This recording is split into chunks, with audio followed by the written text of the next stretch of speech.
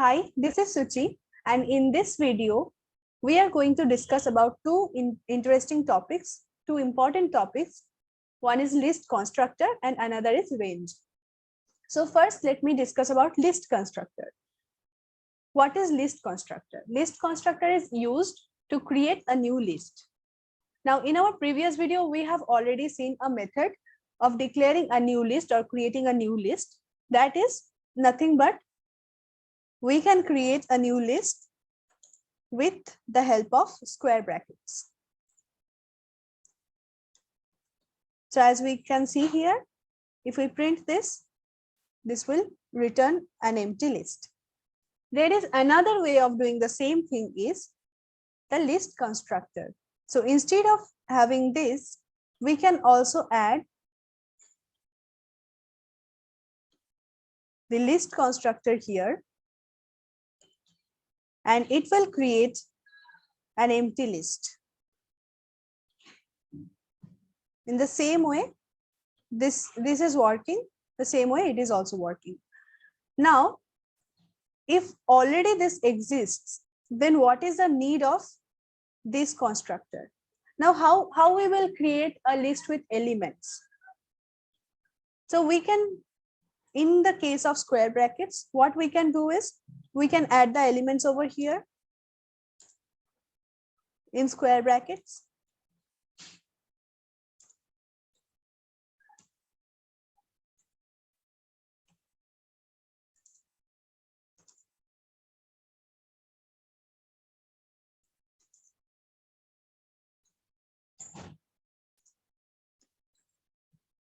And this list will get created. And the same thing we can do with our list constructor. We can add the list constructor here. And we can pass this to this list constructor and we can run it. It will also create the list. Now you might say that if we are already adding the square brackets, then why we are having this list constructor over here? What is the need of it? So as you can see here, I have written the signature of list constructor. Here we are passing a list to construct a new list, but we can also pass any other iterable objects to create a new list. So what is an iterable object? Is int an iterable object? So can we do this? If we do this, it will throw us an error saying this int object is not iterable. If we try with float, it is also not iterable. But what is iterable then? String is iterable. Whatever we can index through, whatever we can loop through or iterate through, that is an iterable object. So if I pass a string, what will happen is it will create a list of individual characters. So let me just pass a string. And if I run this, you can see a list with 1, 2, 3, 4, 5, 6 elements, where each element will be single letter of this string. As you can see it here. So it is converting this string into a list, basically. So as you can see, if I assign this to something, it will become a list. So mList is now a list of 6 elements, where each element is individual characters of this string. We can also have space, also have some numeric characters here and special characters as well. So everything will become individual characters. I can use a print statement here. So now you can see each and every character is becoming individual elements of this list. So this way we can also pass other iterable objects. For example, whatever we are going to learn later part of this course, dictionary, tuple, set, and any other iterable objects we can pass as the parameter of this list constructor. Now, this is one way to convert string to list. what if we need a list with sequence of numbers? For example, I want a list. I want a sequence and I want the numbers 0 to 5, let's say. So this is what I want. 0, 1, 0, 1, 2, 3, 4, 5. Sorry, I missed one. So 0, 1, 2, 3, 4, 5. I want this. So in that case, we can bring range into the scene. So let us first discuss what is a range. Range is nothing but range gives us a sequence of numbers. So what is the signature of range? Signature is range, start, stop, and step. So what is start? Start is the starting number. So range will start from this number, the start number. It will stop before the stop number, and step is nothing but the increment. So this is just like slicing. The start index will be included, stop index will be excluded because it will stop before that number, whatever we are going to specify, and the step will be the increment of the number. So let us show you how it works. So if I say range, and now one more thing is the start index is having a default value 0, and the stop index is having, and the increment is also having a default value 1. But the stop index we have to specify anyways. Start index and the step, these two are optional because these are having some default values. So if I include a single value here, let's, for example, 6. So if I say 6, what will happen? As the start index is by default 0 and the step is by default 1, it will show me 0 to 6. So it is taking the start index from the default value, which is 0. But if I include 1 here and a step also as 2, it will take from 1, not from 0. We can remove the step also. So it will take from 1 if I specify the start index. Now, by looking at this, you can see, okay, this is not returning any sequence. This is just returning whatever I am writing here. It is just returning a range. It is printing the range only.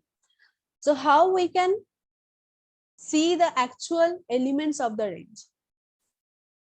We can convert it into a list using this list constructor. We cannot do this. If we do this, we cannot convert this range into a list just using square brackets. Let me show you what I was saying is,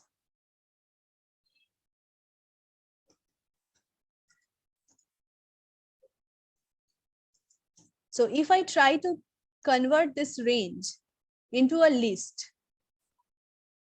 so how can I convert that? Let me specify this range into some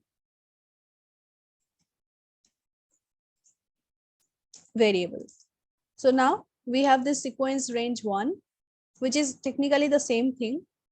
Let me have only 6 here because I want 0 to 6. So this is the same thing. The sequence range is a range and I want to convert it into a list. So will the square brackets work? If I do this, what will happen? As you can guess that it will be added as a single item. So as you can see here, there is a list, but it is having this range as a single item. But what I want, I don't want it as an item of this list, but I want the sequence to be present as list elements. So how I can do that? Instead of using square brackets, what I have to do is I have to add this list constructor. So if I do this, then you can see easily that it is creating 0, 1, 2, 3, 4, 5, what we wanted here. So if we are using square brackets, we have to type each and every item individually, but here we are actually creating from a range. So if instead of 5, it is up to 100, we have to type 0, 1, 2, 3, 4, up to 100. But in case of this, I can generate any length of list easily with the help of this range. So as you can see, I can do this, but here I have to type all these things. So I have to actually type these things, then only I can create the list of this sequence. So range comes into role in this kind of use cases. Now, what if I only want the even numbers, not the odd numbers? I just want the, I want the alternate numbers. Let it be the even numbers here. So I want 0, 2, 3, like this. I want 0, 2, 4. Let me just copy this one. And let me show you what I want is 0, then 2, then 4. I want to skip one number in between.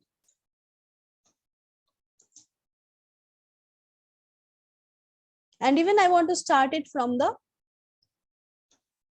2, let's say. How can I do this? So we have this step value in range. We can easily create this.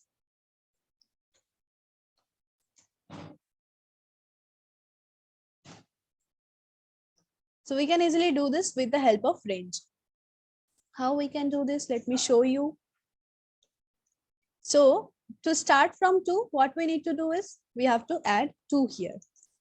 And to stop with 8, what we have to do? We have to add 8 plus 1 because the stop index, it will stop before that index. It will be excluded from the list. So from the range.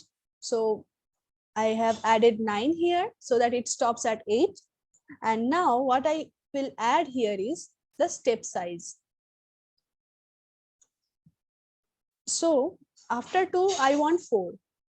So what should I add to 2 to make it 4? It's 2. 2 plus 2 is 4. Then again, what should I add to 4 to make it 6? It's 2 again. So the step size should be 2. So I'm adding the step size as 2. So this is our range now. Now we have to create the list from this range. So how we can do that? We can add this sequence range 2 to sequence list 2.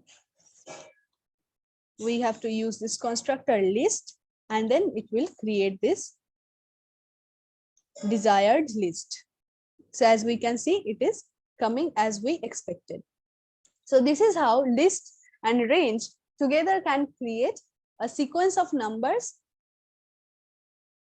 with a start index, stop index, and a step size. So that's it for today. In our next videos, we will talk about other data types. Thank you for watching and keep implementing.